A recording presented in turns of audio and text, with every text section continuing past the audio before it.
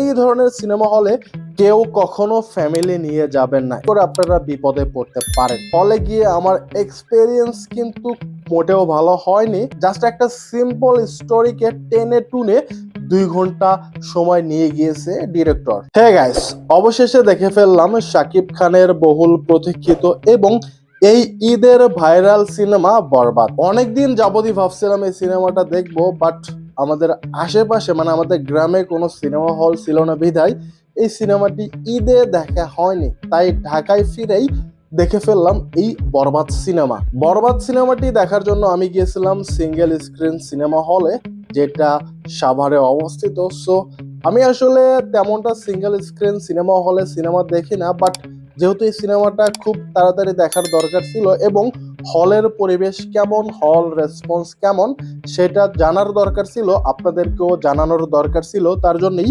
গেছিলাম single screen cinema হলে। এবং হলে গিয়ে আমার এক্সপেরিয়েন্স কিন্তু মোটেও ভালো হয়নি। হলের পরিবেশ থেকে শুরু করে হলের যে সিটগুলো রয়েছে সেগুলোতে আসলে বসে সিনেমা দেখার মতো না। অপরদিকে এই সিনেমা হলে কোনো রকম কোনো এসি ছিল না, এই গরমে সিদ্ধ হয়ে যাওয়ার মতো অবস্থা। দেখতে পাচ্ছেন উপরে ফ্যান চলছে, বাট ফ্যানগুলো খুবই খুবই উপরে এবং তার বাতাস গায়ে লাগে না বললেই চলে। সো আপনারা যারা ফ্যামিলি নিয়ে এসব সিনেমা হলে যাবেন, আমি তাদেরকে বলবো সিঙ্গেল স্ক্রিন সিনেমা হলে মানে এই ধরনের সিনেমা হলে কেউ কখনো ফ্যামিলি নিয়ে যাবেন না এবং ছোট বাচ্চা থাকলে মোটেও যাবেন না, এতে করে আপনারা বিপদে পড়তে পারেন। তো বুঝতে পারছেন কতটা গরমের ভিতরে এই সিনেমাটা আমার দেখতে হয়েছিল।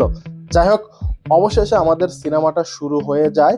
প্রথমে আপনি দেখতে পাচ্ছেন কিছু অ্যাড দেখে নিলাম, যেটা প্রত্যেকটা সিনেমা হলে চলে।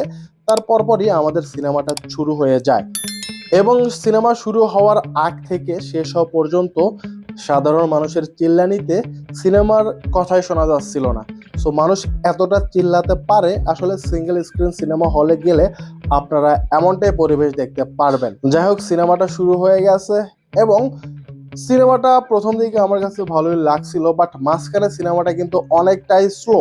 সো জাস্ট একটা সিম্পল স্টোরিকে টেনে টুনে 2 ঘন্টা সময় নিয়ে গিয়েছে ডিরেক্টর। তবে ছবির প্রেজেন্টেশন প্রথম দিকে ভালোই ছিল, সাউথ ইন্ডিয়ান ভাইবের মতো, বাট মাঝখানে সিনেমাটা বলতে পারেন পুরাই শূন্য।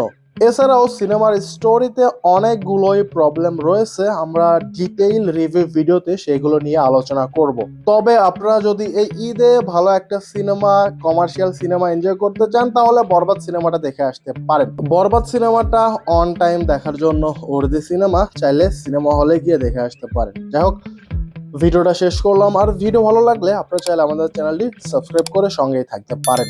পরবর্তীতে আমরা দাগি সিনেমাটা দেখব। আর বরবাদ সিনেমাটা কে কে দেখলেন, আপনাদের কেমন লাগলো কমেন্টে জানিয়ে দিতে পারেন।